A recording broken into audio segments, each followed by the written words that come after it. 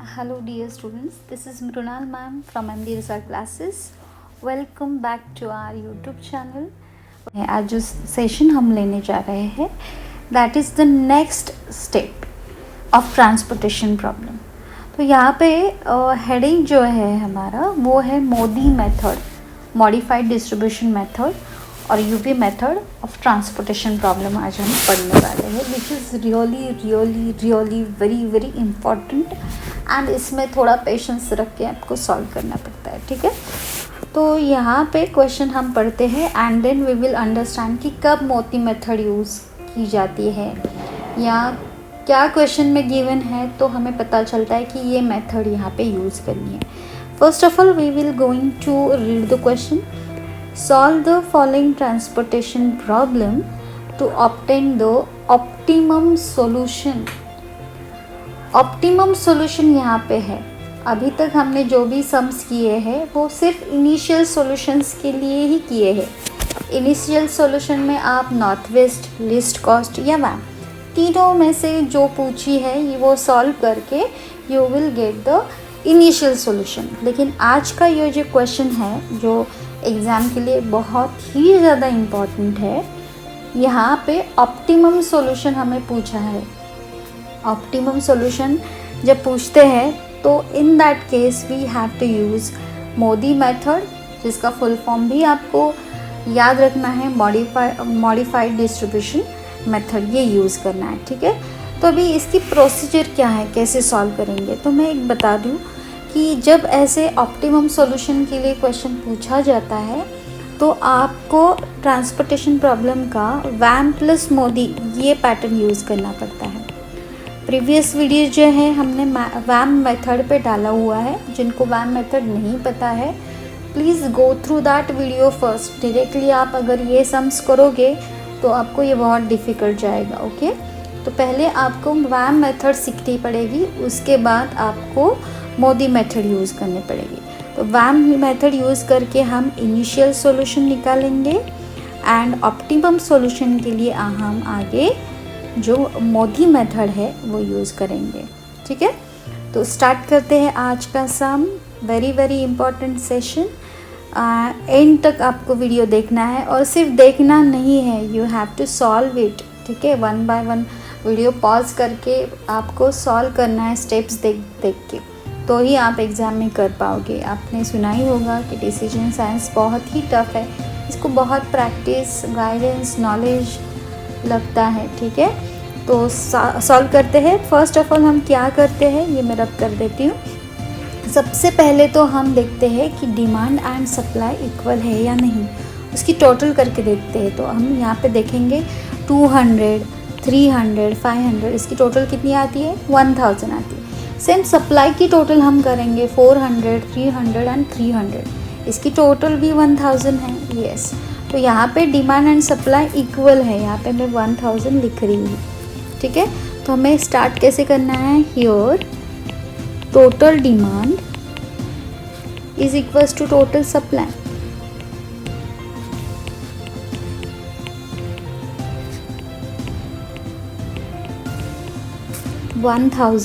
is equals to 1000. ठीक है, and therefore हम यहाँ पे लिखेंगे this is balanced transportation problem, this is balanced TP. Okay, and to get initial solution हम पहले वैम मेथड यूज़ करेंगे और उसके बाद we will going to use MODI method. ठीक है, to get initial solution we will going to use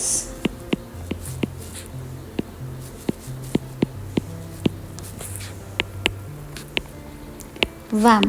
ठीक है, तो अभी वैम मेथड से हम स्टार्ट करते हैं. यहाँ पे बाय वैम. ठीक है, वैम मेथड. तो ये पूरा का पूरा टेबल सबसे पहले तो आपको एज इट इज़ कॉपी करके लेना पड़ेगा. ठीक है, ये मैं यहाँ पे कॉपी करके ले रही हूँ. थोड़ा लेफ़्ट में रख रही हूँ क्योंकि पेनाल्टीज़ हमें निकालनी है. ठीक है, तो वैम मेथड कैसे है? वैम मेथड में हमें सबसे पहले पेनाल्टीज़ निकालनी पड़ती है। तो मैं यहाँ पे P1, P2, P3, P4, P5 तक लिख लेती हूँ। समटाइम P6 भी आ सकता है, पेनाल्टीज़ आ सकती है, ठीक है। तो यहाँ पे हम ऐसे लिखेंगे। उसके बाद पेनाल्टीज़ फाइंड आउट करेंगे। पेनाल्टीज़ क्या होता है? Difference between two smallest cost. तो पहले row wise and then column wise we will going to find. तो फर्स्ट जो रो है उसमें वैल्यूज़ क्या है? 10, 3 एंड 9। उसमें ये तीन वैल्यू जो है, तीनों में से दो स्मॉलेस्ट वैल्यू आपको फाइंड आउट करना है, दैट इज़ 9 एंड 9 एंड 3, जिसका डिफरेंस आ जाएगा 6, ठीक है। तो यहाँ पे हम 6 पेनाल्टी लिख रहे हैं। सेम आपको सेकेंड जो y जो रो है वहाँ पे दो स्मॉलेस्ट कॉस्ट का डिफरेंस निकालना है। तो 10 एंड 5 स्मॉलेस्ट कॉस्ट है, डिफरेंस कितना आएगा? 5 आएगा। सेम आपको जो रो 3 है 8, 11, 12, उसमें से दो स्मॉलेस्ट कॉस्ट 8 एंड 11 का डिफरेंस लिखना पड़ेगा, दैट इज़ 3, ठीक है। पेनल्टीज निकालना बहुत ईजी है। आपको क्या करना है? डिफरेंस निकालना है दो स्मॉलेस्ट वैल्यूज़ का। फिर आप कॉलम में जाओ, फर्स्ट कॉलम चेक करो, दो स्मॉलेस्ट कॉस्ट है यहाँ पे 10 एंड 8, जिसका डिफरेंस आप 2 लिखो यहाँ पे। फिर आप सेकंड कॉलम को चेक करो, 3, 10 एंड 11, यहाँ पे कितना है? दो smallest value 10 and 3, so 10 and 3 का डिफरेंस आ जाएगा यहाँ पे 7। थर्ड आप कॉलम चेक कर लो, 9, 5, 12, दो स्मॉलेस्ट वैल्यू है 9 एंड 5, जिसका डिफरेंस आ जाएगा 4, तो यहाँ पे हमने 4 लिखा।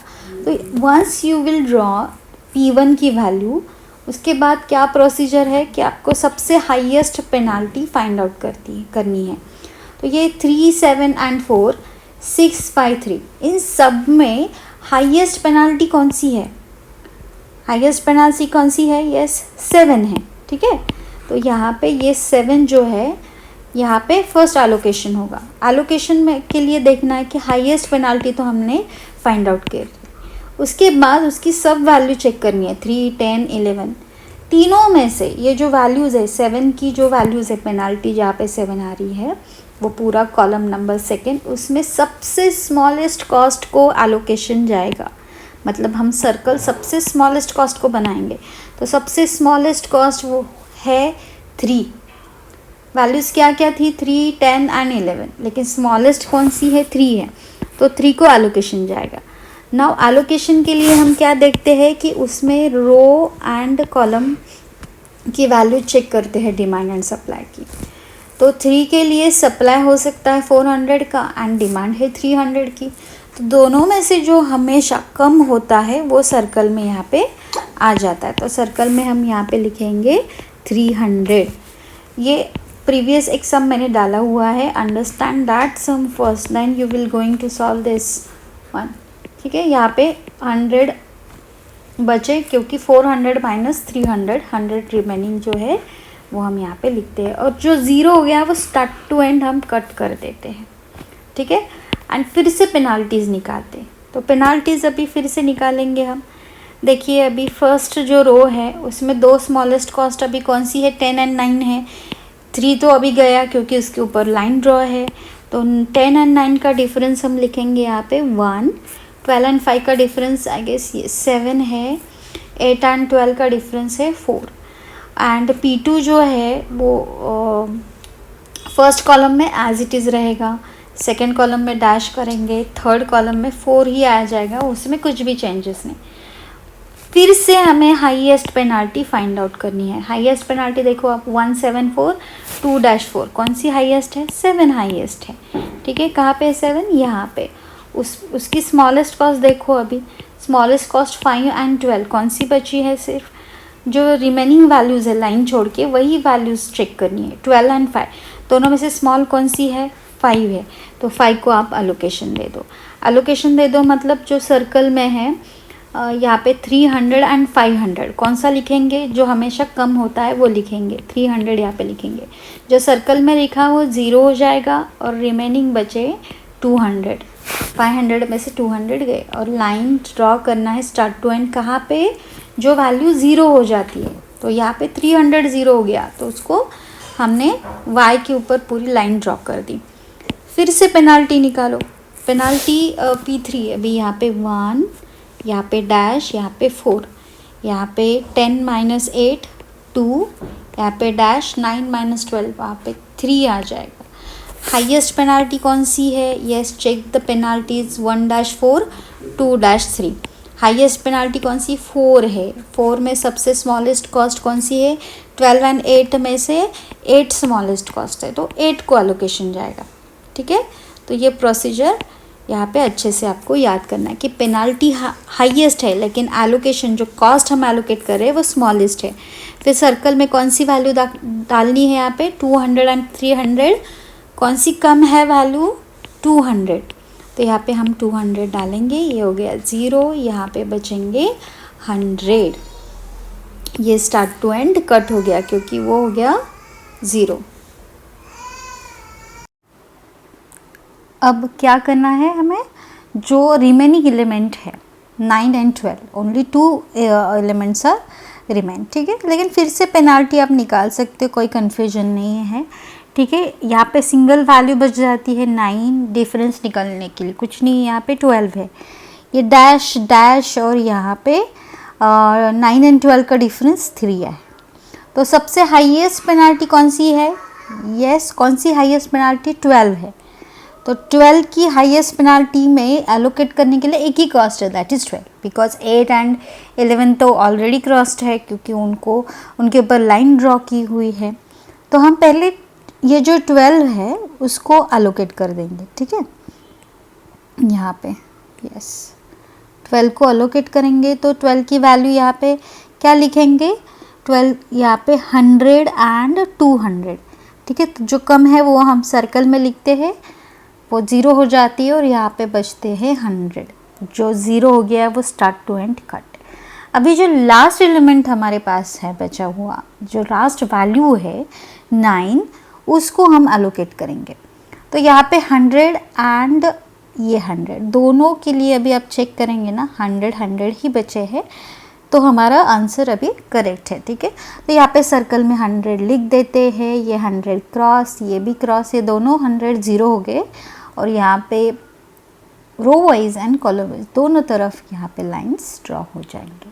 ठीक है, सो ये हो गया हमारा वैन मेथड का आंसर। लेकिन ये हमारा इनिशियल सॉल्यूशन के लिए है, अभी आगे हमें मोडी मेथड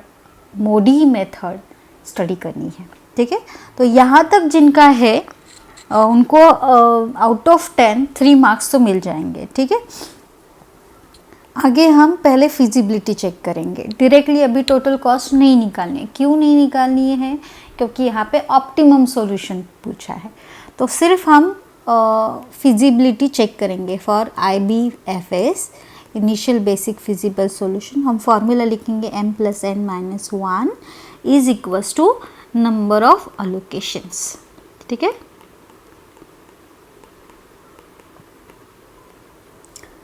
यहाँ पे m देखो, m कितना है? m मतलब रो, x y z 3 रो है।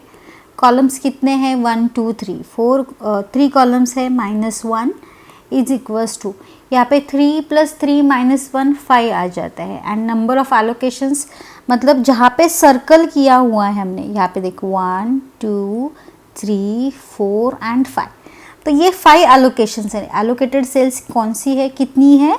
5 है। ठीक है, तो यहाँ पे हम लिखेंगे 5, तो 5 is equals to 5, that means the solution is feasible here. Okay, the solution is feasible.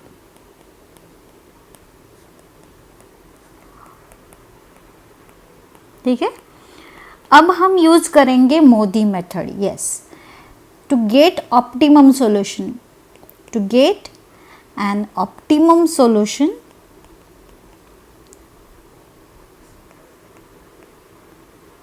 we need to use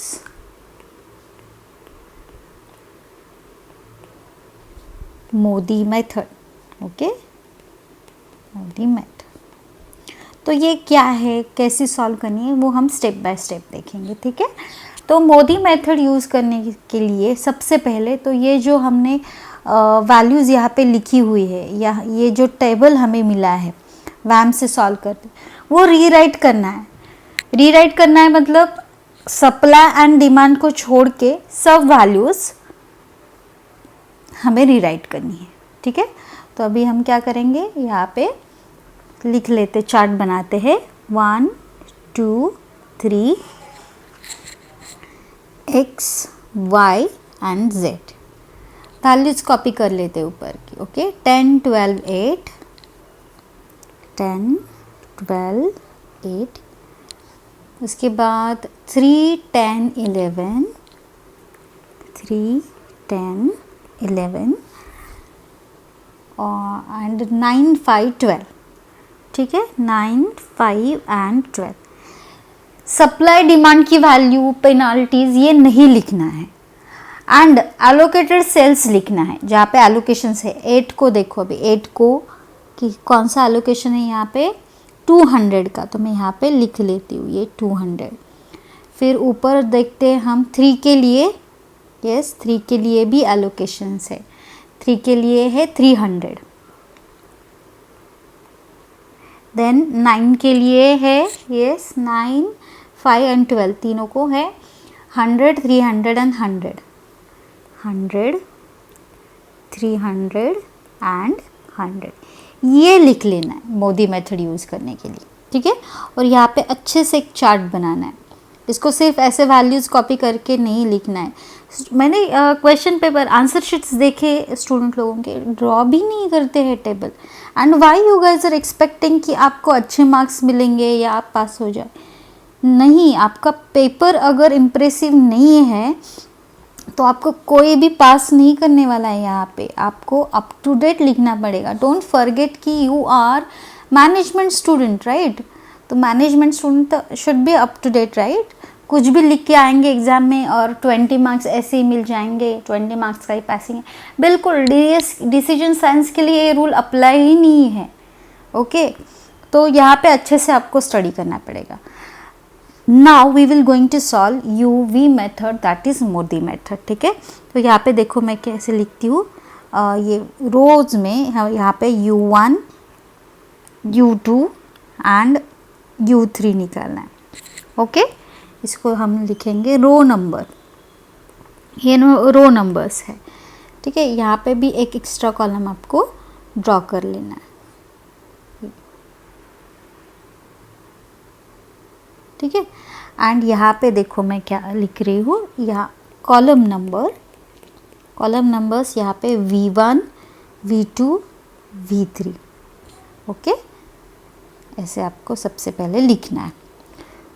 that means obviously आपको U1 U2 U3 V1 V2 V3 इसकी वैल्यूज़ फाइंड आउट करनी पड़ेगी, ठीक है। तो हमें ये value यहाँ पे वैल्यूज़ फाइंड आउट करनी पड़ेगी, तो उसके लिए फॉर्मूला है, ठीक है। उसके लिए एक फार्मूला है, 2 फार्मूले हैं एक्चुअली। फर्स्ट हम ऑक्यूपाइड सेल्स के लिए यूज़ करेंगे।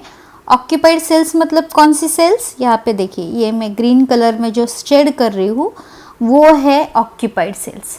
ऑक्यूपाइड सेल्स के लिए अलग फार्मूला है, एंड जो रिमेनिंग कौन से एलिमेंट्स है यहाँ पे देखिए, 10 12 ये 10 11, ये जो है ये रिमेनिंग एलिमेंट है, अनऑक्यूपाइड एलिमेंट है, ठीक है।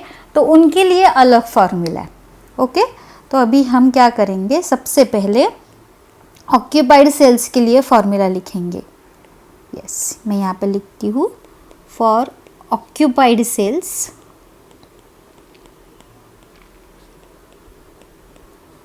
फार्मूला है Cij is equals to Ui plus Vj। Cij is equals to Ui plus Vj, ये मैं फार्मूला यहाँ पे लिखती हूँ, ठीक है। तो हमें ये फार्मूला यूज़ करके पूरा U1 U2 U3 V1 V2 V3 तीनों का फार्मूला, ये सब की वैल्यूज़ हमें फाइंड आउट करनी है, ठीक है। I मतलब रो होता है, J मतलब कॉलम होता है। I stands for row and J stands for columns, ठीक है। ये आपके अंडरस्टैंडिंग के लिए मैं लिख रही हूँ। एंड C जो है, C वो होती है कॉस्ट। कॉस्ट कहाँ पे है, यस कॉस्ट कहाँ पे है, ये 10 12 8 3 10, 11, 9, 5, 12 ये सब कॉस्ट ही है। ओके, तो वो कॉस्ट हम यहाँ पे यूज़ करेंगे। नाउ अब क्या करेंगे, देखिए सबसे ज़्यादा ऑक्यूपाइड सेल्स कहाँ पे है वो देखेंगे। मतलब जो रो या जो कॉलम जहाँ पे सबसे ज़्यादा ऑक्यूपाइड सेल है वो देखेंगे। तो आप बता सकते हैं मुझे, राइट, कि कौन सा जो रो है या कॉलम है जहाँ जिसमें ऑक्यूपाइड सेल्स ज़्यादा है। तो इट्स वेरी इजी, ये जो थर्ड वाला है, थर्ड कॉलम है, इसमें ऑक्यूपाइड सेल्स ज़्यादा है, 3 है। हाँ, तो हमेशा याद रखो जिसमें ज़्यादा होते हैं ऑक्यूपाइड सेल्स, हम क्या करते हैं उससे रिलेटेड जो कुछ है, U1 है, U2, U3 या V1, V2, V3 जो भी है, अभी यहाँ पे तो इट बिलोंग्स टू V3, उसकी वैल्यू हम 0 अज्यूम कर लेते हैं। ओके, हमेशा जिस रो में या जिस कॉलम में ऑक्यूपाइड सेल्स ज़्यादा है वहाँ की वैल्यू हम 0 अज्यूम कर लेते हैं। ओके, तो यहाँ पे V3 की वैल्यू हमारी 0 है। ओके, यहाँ तक आपको समझ में आया होगा। Now we can find out, यहाँ पे देखो ये जो फॉर्मूला है ये यूज़ करके हम U1, U2 एंड U3 की वैल्यू फाइंड आउट करेंगे। वो कैसे, अभी देखिए। ठीक है, तो मुझे U1 की वैल्यू फाइंड आउट करनी है जिसमें एलोकेटेड सेल्स है। ठीक है, तो मैं यहाँ पे लिखूँगी C, कौन सा रो है, first row and third column. तो मैं यहाँ पे लिखूँगी यस, क्या लिखूँगी मैं यहाँ पे, C13 is equals to U1 plus V3। Okay, U1 plus V3। C13 की वैल्यू क्या है, कॉस्ट क्या है, 9 है। C13 जो है वो 9 है, तो यहाँ पे मैं लिखूँगी 9 इज इक्वल्स टू U1 तो हमें फाइंड आउट करना है, यहाँ पे V3 की वैल्यू 0 है, हमने अभी देखा कि कैसे हमने 0 निकाली। Therefore 9 is equals to U1, that means U1 is equals to कितना आया, यहाँ पे 9 आया। ठीक है, तो यहाँ पे मैं 9 वैल्यू डाल रही हूँ। We got the value of U1 is equals to 9। ठीक है, अभी हम U2 वैल्यू फाइंड आउट करेंगे। U2 के लिए Y का जो सेल्स है, Y सेकेंड नंबर पे है एंड थर्ड कॉलम है, तो 2, 3 ऐसे लिखेंगे। हम फार्मूला कैसे लिखेंगे, यहाँ पे C23 is equals to U2 plus V3। तो C23 की वैल्यू क्या है, कॉस्ट क्या है, 5 है। ओके, 5 है, तो हम यहाँ पे लिखेंगे 5 इज इक्वल्स टू U2 हमारे पास नहीं है, we need to find out that U2 plus V3 हमने 0 अज्यूम किया हुआ है। देयरफॉर क्या आया फिर, 5 is equals to U2, that means U2 is equals to 5। Okay, तो यहाँ पे U2 की वैल्यू हमें कितनी मिली, yes, it's really very easy, सिर्फ प्रैक्टिस चाहिए। ओके, प्रैक्टिस अगर आप करेंगे ना अच्छे से, मैक्सिमम नंबर ऑफ क्वेश्चंस आप सॉल्व करेंगे ना तो आ जाएगा। It's not hard at all, it's what it required practice only. Okay, now third जो है, कौन सी वैल्यू है, हमें U3 की निकालनी है। तो U3 belongs to Z, right, तो Z है 3 नंबर एंड कॉलम भी 3 है, तो हम क्या लिखेंगे यहाँ पे, C33। Okay, C33 is equals to U3 plus V3। तो C33 की वैल्यू क्या है यहाँ पे, यस, कॉस्ट कितनी है, 12 है, तो हम लिखेंगे 12 यहाँ पे। 12 is equals to U3, we have to find it out, and V3 जो है वो आ जाएगा यहाँ पे 0, हमने ऑलरेडी अज्यूम किया है। तो U3 की वैल्यू कितनी आ जाएगी यहाँ पे, 12। Therefore U3 is equals to 12। Okay, U3 is equals to 12। It's really very easy.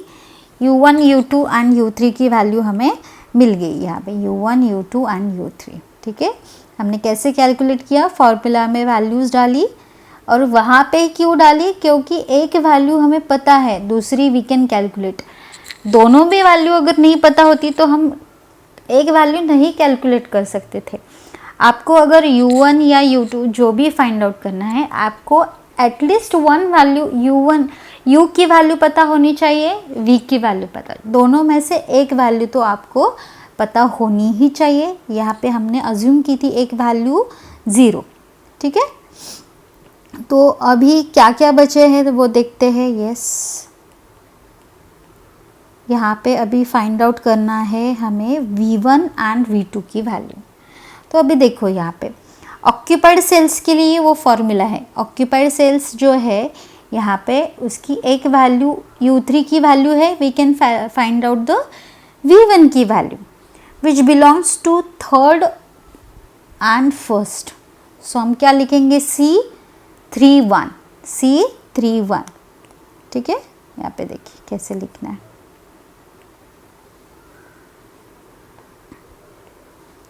C31 is equals to U3 plus V1, ठीक है, U3 plus V1। C31 की वैल्यू क्या है, यहाँ पे 8 है, कॉस्ट कितनी है 8 है, तो यहाँ पे मैं 8 डाल रही हूँ। U3 की वैल्यू हमने फाइंड आउट की है, दैट इज़ 12 लेंगे यहाँ पे, 12 प्लस V1। तो V1 इस साइड में रहेगा, 8 माइनस 12 हो जाएगा, -4 आ जाएगी वैल्यू, तो V1 की वैल्यू यहाँ पे आ जाएगी -4, ठीक है। V1 इज इक्वल्स टू -4, ठीक है। नाउ हमें V2 की वैल्यू ही फाइंड आउट करनी बची है यहाँ पे, ठीक है।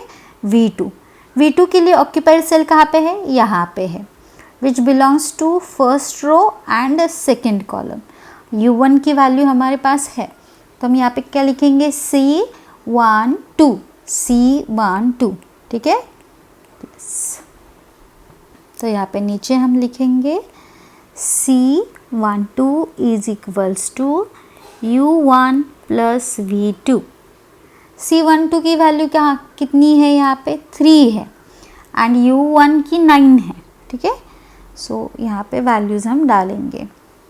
सो 3 इज इक्वल्स टू U1 की कितनी है 9, V2 की हमें फाइंड आउट करनी है, तो 9 उस साइड जाएंगे तो 3 minus 9 is equals to V2, तो यहाँ पे कितने आ जाएंगे -6।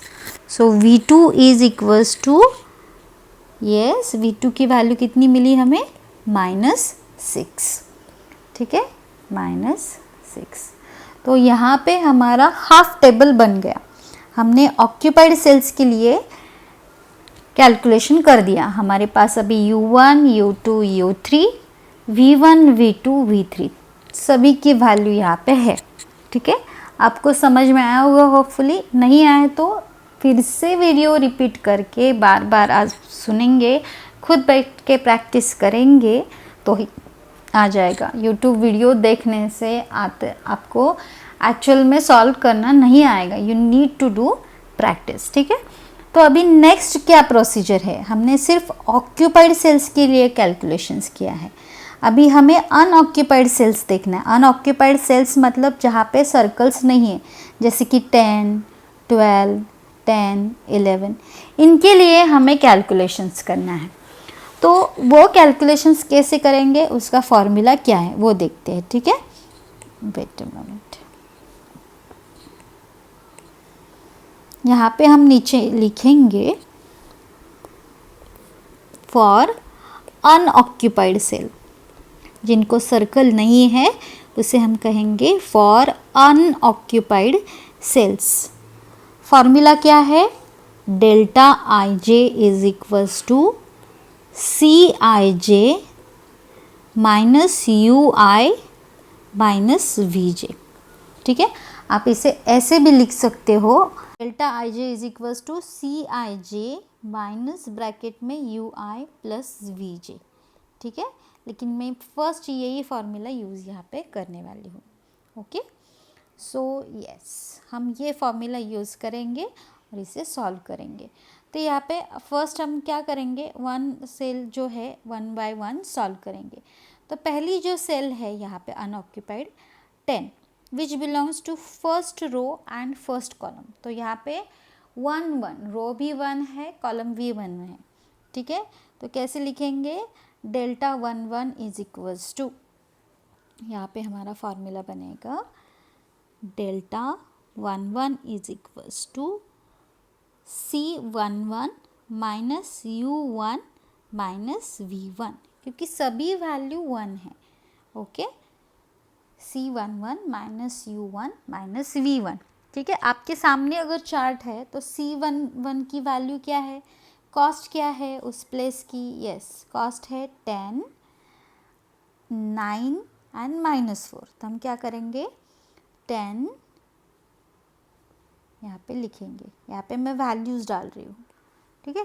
10 -9 -4, क्योंकि माइनस साइन तो ऑलरेडी है एंड U1 की वैल्यू -4 है। तो यहाँ पे हम कैसे लिखेंगे, ब्रैकेट में डालेंगे। सो ये सॉल्व करते हैं हम, ठीक है। 10 - 9, यहाँ पे माइनस माइनस क्या हो जाएगा, प्लस हो जाएगा 4। सो 10 - 9 1 + 4 इज इक्वल्स टू 5। तो जो फर्स्ट अनऑक्यूपाइड सेल है डेल्टा 1 इज इक्वल्स टू 5 आ जाएगा इसका आंसर, ठीक है। अभी सेकेंड अनऑक्यूपाइड सेल देखते हैं हम, कौन सी है सेकेंड अनऑक्यूपाइड सेल, 12 है, which belongs to second row and first column. तो यहाँ पे हम क्या लिखेंगे, second row and first column मतलब 2 1, ठीक है, 2 1। तो यहाँ पे देखो आप कैसे लिखना है, 2 1 is equals to C21 minus U2 minus V1, okay. क्योंकि फर्स्ट जो है वो U की वैल्यू होती है, सेकंड जो है वो V की वैल्यू होती है। तो इस हिसाब से आपको फॉर्मूला बनाना आना चाहिए, ठीक है। C21 यहाँ पे देखो, C21 कितना है, C मतलब कॉस्ट, ये 12 है, U2 की वैल्यू क्या है 5 एंड V1 की वैल्यू क्या है -4। तो वैल्यूज़ वहाँ पे डालेंगे कि 12 - 5, यहाँ पे देखो 12 - 5 माइनस ब्रैकेट में -4, क्योंकि V1 की वैल्यू क्या है -4 है। तो 12 - 5 माइनस माइनस हम यहाँ पे प्लस कर लेंगे। सो 12 - 5 कितना आता है, 7 + 4 कितना आ जाएगा, 8 9 10 11 ये आ जाएगा, ठीक है। देन डेल्टा, अभी नेक्स्ट अनऑक्यूपाइड सेल हम देखेंगे, यहाँ पे ये 10 which belongs to second row and second column. तो यहाँ पे second row and second column मतलब क्या, C या डेल्टा 2 2, यहाँ पे डेल्टा 2 2, इसका फॉर्मूला कैसे बनेगा, C22 minus U2 minus V2, ठीक है। तो अभी वैल्यूज़ डालेंगे, कौन सी वैल्यू, यहाँ पे देखो आप 10 है एंड U2 की 5 है एंड ये -6 है। सो 10 - 5 माइनस -6, 10 - 5 -6, क्योंकि V2 की वैल्यू -6 है तो वो ब्रैकेट में डालेंगे। तो यहाँ पे माइनस माइनस पहले प्लस हम कर लेते हैं। 10 - 5 इज़ 5 एंड +6 यहाँ पे 11 आ जाएगा, ठीक है ना। जो लास्ट बचा हुआ है, कौन सी है वैल्यू लास्ट, 11, यही unoccupied cell is remaining which belongs to third row and second column, मतलब 3 2, third row and second column.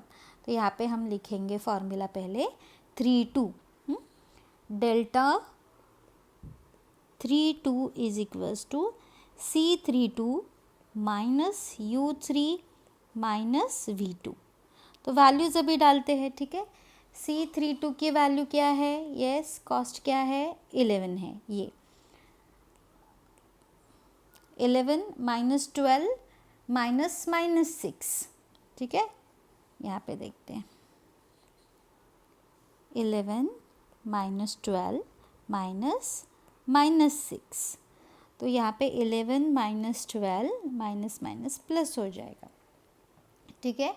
तो हम 11 माइनस 12 करेंगे तो -1 आ जाएगा, +6 इसको सॉल्व करेंगे तो ये 5 आ जाएगा। ठीक है, तो आपको कैलकुलेटर यूज़ करके ये सभी वैल्यूज़ यहाँ पे देखनी है।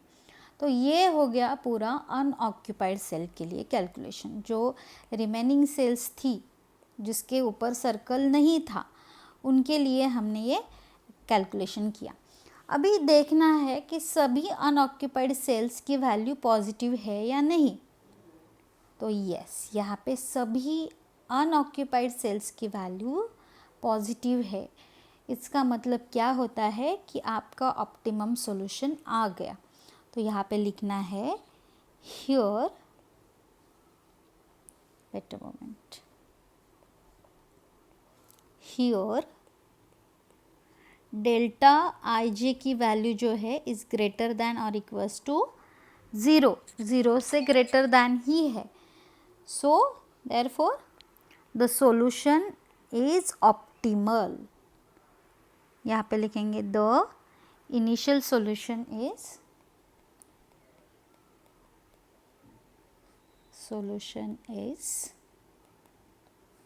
Optimal also. ये कैसे पता चला, क्यों है ऐसा? क्योंकि जो डेल्टा की वैल्यू है सभी वैल्यूज़ पॉजिटिव है। अगर एक भी वैल्यू निगेटिव आ जाती तो वहाँ पे हमें इम्प्रूवमेंट देना पड़ता है। ठीक है, तो इम्प्रूवमेंट में और अभी 7 to 8 स्टेप्स बढ़ जाती है। ठीक है, तो यहाँ पे luckily all values are positive. तो जो इनिशियल सॉल्यूशन है वही यहाँ पे ऑप्टिमल भी है, ऐसे हम लिखेंगे। And then we have to find out the cost. ठीक है, so therefore total transportation cost is equals to जो वैल्यूज़ है ऑक्यूपाइड सेल्स मल्टीप्लाई करके आपको लिखना है। ठीक है, मतलब ये इसका multiplication 1200 into 8, 1300 into 3, 100 into 9, 300 into 5 and ये 10 इंटू 12, और इस सब की टोटल करनी है आप लोगों को। ओके, सबकी टोटल आपको यहाँ पे करनी है। And you have to message में, आपको मुझे कमेंट बॉक्स में मैसेज करना है, यस कमेंट करना है कि आपका आंसर यहाँ पे क्या आता है। ठीक है, so yes I will check that. So this is all about your MODI method. इसके ऊपर और भी सम्स है जहाँ पे इम्प्रूवमेंट बनेंगी। ठीक है, those who want to learn this all you can join our Telegram channel. Okay, आप हमारा टेलीग्राम चैनल ज्वाइन कर सकते हो, या हमारी ऑनलाइन एंड ऑफलाइन बैचेस भी है। ठीक है, if you belongs to Pune you can join our offline classes, classroom sessions also. ठीक है, we are always there to help students, guide students. Okay, so yes, comment me, like and share भी कीजिएगा आपके दोस्तों के साथ, क्योंकि yes डिसीजन साइंस हार्ड है और सबको ये आना चाहिए। ठीक है, do practice. Okay, and keep watching our channel. Thank you for watching. See you soon with the next video. Thank you so much.